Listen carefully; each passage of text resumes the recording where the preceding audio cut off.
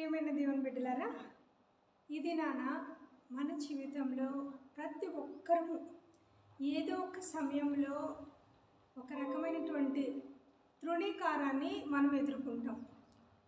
ఆ తృణీకారం అనేది చాలా బాధాకరమైన టైం అన్నమాట. అంటే ఎవరైనా సొంత వాళ్ళ చేత తృణీకరించబడినా, సొంత వాళ్ళ చేత మోసగించబడినా, సొంత వాళ్ళ చేత ద్వేషించబడినా అది చాలా పెయిన్ఫుల్గా ఉంటుందండి. ఆ యొక్క పీరియడ్ని దాటడం అనేది చాలా కష్టము. కానీ ఆ పీరియడ్ దాటి వచ్చిన తర్వాత దేవుడు తన జీవితంలో ఈ తృణీకారము అనేది తన విజయానికి దేవుడు వేసినటువంటి పునాది అనే విషయాన్ని మనం గుర్తిస్తాము. ఫర్ ఎగ్జాంపుల్, మనం జోసెఫ్ను చూసుకున్నట్లయితే, జోసెఫ్ వాళ్ళ నాన్న అంటే జోసెఫ్ను ఎక్కువగా ప్రేమించాడు. కానీ అదే సమయంలో జోసెఫ్కి ఒక ప్రత్యక్షత ఉండేదండి, దర్శనాలు కళలు వచ్చేవి.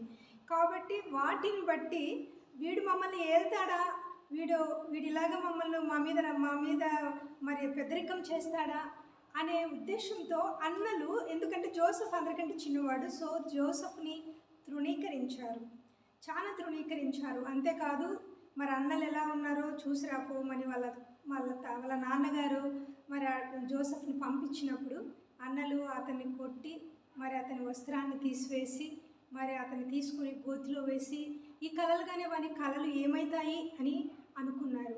కానీ అదే గోతిలో ఒకవేళ యోసేపు వేయబడి ఉండకపోతే మరి ఆ అన్నలకు అలాగే తర్వాత ఐగుప్తీయులకు అందరికీ కూడా దేవుడు మేలుకై ఉద్దేశించి వాళ్ళని పోషించడానికి దేవుడు ముందుగానే మరి జోసెఫ్ని ఐగుప్తుకు పంపినట్లుగా మనం చూస్తాం. మనం ఆదికాండము 50వ అధ్యాయము 20వ వచనంలో వాళ్ళ అన్నలు మరి జోసెఫ్ని చూసి బాధపడుతూ ఉన్నప్పుడు జోసెఫ్ అంటారు, మీరు నాకు కీడు చేయ ఉద్దేశించారు, కానీ నేటి దినమున జరుగుచున్నట్లుగా బహు ప్రజలను బ్రతికించడానికి మేలుకై దేవుడు ఉద్దేశించాడు అని చెప్తాడు. కాబట్టి ఈ దినాన నీ జీవితంలో ఏ రకమైనటువంటి రిజెక్షన్కు నువ్వు వెళ్తున్నా, ఏ రకమైన తృణీకారాన్ని మీరు వెళ్తున్నా, చాలామంది జీవితంలో నేను చూశానండి, తల్లిదండ్రులు కూడా ఒక బిడ్డను ప్రేమిస్తారు, ఇంకో బిడ్డను ప్రేమించలేరు. ఒక కుమారుడు ప్రేమిస్తారు, కుమార్తెను ప్రేమించలేరు. ఇంట్లో ఇద్దరుంటే ఒకరు అమ్మ ప్రేమిస్తారు, ఒక నాన్న ప్రేమిస్తారు. ఆ యొక్క భేదాలు, ఆ యొక్క విభేదాలని మనం చూస్తూ ఉంటాం. అలాగే ఎవరైతే తృణీకరింపబడతారో వాళ్ళు ఎక్కువ అంటే గొప్ప స్థితికి వాళ్ళ జీవితంలో రావడం మనం చూస్తాము. మనం చూసుకున్నట్లయితే ఇస్సాకు మరి అలాగే రిబ్కా ఇద్దరు కూడా ఒకరు యాకోబును ప్రేమించారు, ఒకరు ఏశావును ప్రేమించారు. సో తృణీకరింపబడిన వాళ్ళని దేవుడు ఎలాగ పైకి తీసుకొచ్చాడో మనం చూస్తాం. అలాగే ఈ యొక్క దావీదు జీవితంలో మనం చూసుకున్నట్లయితే, దావీదు మరి సింహాన్ని ఎలుగుబంటిని చంపానని చెప్పినప్పుడు వాళ్ళందరికీ అంటే నచ్చకపోయి ఉండొచ్చు. ఎందుకంటే మనకంటే చిన్నోడు, వీడు గొప్పోడైపోతాడేమో అని ఓర్వలేని తనము, అసూయ, ఈర్ష, ద్వేషము అనేది మనం చూడగలుగుతాం. సో జోసెఫ్ ఈ దావీదు వచ్చేసి ఆ యొక్క ఫిలిస్తీయుడైన గొల్యాతును చంపాలి అని అందరూ మాట్లాడుకుంటుంటే, అతడు చేస్తున్న అవహేళనలు వింటుంటే అతను ఒక్కొక్కరి దగ్గరికి వెళ్ళి అడుగుతుండడము, ఏం చేస్తాడంట, రాజు ఒకవేళ గెలిస్తే ఏమిస్తాడంట, ఇలాంటివన్నీ కూడా దావీదు అడుగుతున్నప్పుడు వాళ్ళ అన్నోళ్ళు అతన్ని చీత్కరించి అసహ్యంగా అతన్ని తిట్టినట్లుగా మనం చూస్తాము, తృణీకరించినట్లుగా మనం చూస్తాము. అదే దావీదు 1 సమూయేలు 18:13వ వచనంలో మనం చూసుకున్నట్లయితే, దావీదుకి దేవుడు తోడుగా ఉన్నాడు అనే సంగతిని మరి సౌలు గుర్తించినప్పుడు అతన్ని సహస్రాధిపతిని చేశాడు. వాళ్ళ అన్నోళ్ళు మరి ఏ గ్రూప్లో ఉన్నారో తెలియదు, కానీ దావీదైతే మరి సహస్రాధిపతి అంటే వాళ్ళ అన్నోళ్ళ పైనే అతని సహస్రాధిపతి ఉన్నట్లుగా మనం చూస్తామన్నమాట. కాబట్టి మనం దేవుని వాక్యం చూసుకున్నట్లయితే, అపోస్తుల కార్యము 4వ అధ్యాయము 11-12లో పౌలు గారు ఇలాగంటారు, తృణీకరింపబడిన రాయి మూలకు తలరాయి అయింది అనేసి యేసుప్రభు వారి గురించి ఈ మాట చెప్పబడింది.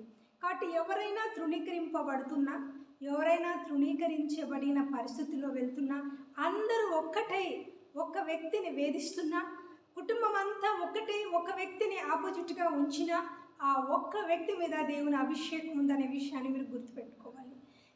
అంటే తన సహోదరులలో నుంచి వేరుపరిచిన వాని అభిషేకము మీరు యోసేపు మీద మనం చూడొచ్చు. సో సహోదరులందరిలోకి యోసేపుని దేవుడు ఆశీర్వదించి అభిషేకించాడు. అలాగే నీ జీవితంలో నువ్వు ఒంటరిగా ఈ రోజున ఒకవేళ తృణీకరించబడుతున్నా, నువ్వు ఒంటరిగా ఒకవేళ ద్వేషించబడుతున్నా, నీ తల్లి కూడా మిగతా వాళ్ళతో చేరి నిన్ను తృణీకరించిన, నీ తల్లి కూడా మిగతా వాళ్ళతో చేరి నిన్ను ద్వేషించిన, నీ తండ్రి కూడా మిగతా వాళ్ళతో చేరి నిన్ను తృణీకరించిన, ఇది అది నీకు ఒక సైన్గా పెట్టుకోండి. దేవుడు మిమ్మల్ని గొప్ప చేయడానికి, దేవుడు నిన్ను ఒక ప్రత్యేకమైన వాడిగా చేయడానికి, వాళ్ళ దృష్టిలో నిన్ను దేవుడు పనికిమాలిన వాడిగా చేస్తున్నాడు. ఎందుకంటే దేవుడు వాక్యం చెప్తుంది, యెషయా గ్రంథము 53:3లో ఒక మాట అంటాడు, అతడు తృణీకరింపబడిన వాడును, మనుషుల చేత విసర్జింపబడిన వాడును ఆయను. యేసుప్రభు వారి గురించి మాట చెప్తుంది. అతడు తృణీకరింపబడిన వారుగా ఉన్నాడు, తర్వాత మనుషుల చేత విసర్జింపబడిన వాడుగా ఉన్నాడు. అలాగే యెషయా గ్రంథము 53:3 చివరి మాటలో ఒక మాట అంటాడు, అతడు తృణీకరింపబడిన వాడు గనుక మనము ఆయనను ఎన్నిక చేయకపోతుంది. ఆయనను మనం ఎన్నిక చేయలేదు, ఆయనను మనం ఇష్టపడలేదు. ఆయన ముందు మనము ఇష్టపడినట్లుగా అతని దగ్గర స్వరూపం కానీ సొగసు కానీ లేదు. ఆయన వ్యాధిని అనుభవించబడిన వాడుగాను, మరి మొత్తబడిన వాడుగాను ఉన్నాడు. ఈ దినాన ఆయనే మన వ్యాధిని స్వస్థపరిచేవాడుగా ఉన్నాడు. ఆయనే మన రక్షణకు మూల కారణమై ఉన్నాడు.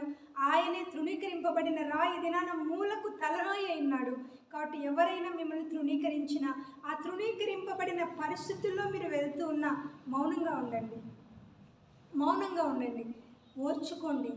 ఆ ఓర్చుకోవడం ద్వారా నువ్వు గొప్ప విజయాన్ని, గొప్ప అభిషేకాన్ని, గొప్ప తలాంతును, గొప్ప జయాలను పొందుకోబోతున్నావు. కాబట్టి దినాన్ని ఎవరైనా ఈ యొక్క సెషన్లో, అంటే ఈ యొక్క పరిస్థితుల్లో మీరు వెళ్తూ ఉన్నట్లయితే, ఈ బాధాకరమైన, ఇబ్బందికరమైన, దుఃఖకరమైన పరిస్థితుల్లో వెళ్తూ ఉంటే మౌనంగా ఉండి దేవుణ్ణి ఆరాధించండి. మీరు గొప్పైనప్పుడు వాళ్ళే, ఎందుకంటే యోసేపు గొప్పవాడైపోయినప్పుడు వాళ్ళందరూ వచ్చి భయపడతారు, భయపడి సాగిలపడతారు.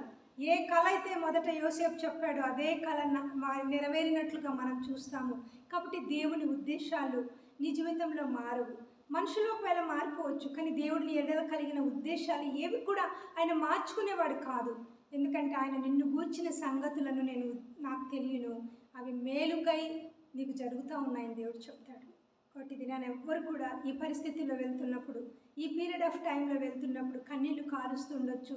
తృణీకరింపబడిన భార్యను గొప్ప వాత్సల్యంతో భర్త రప్పించినట్లుగా యెహోవా నిన్ను గొప్పవాడిగా చేయబోతున్నాడనే విషయాన్ని మీరు గుర్తించి దేవుని ఆరాధిస్తాం. కాబట్టి దినాన్ని ఎవరైనా అలాంటి పరిస్థితుల్లో పెడుతున్నట్లే మీ కొరకు నేను ప్రార్థిస్తున్నాను.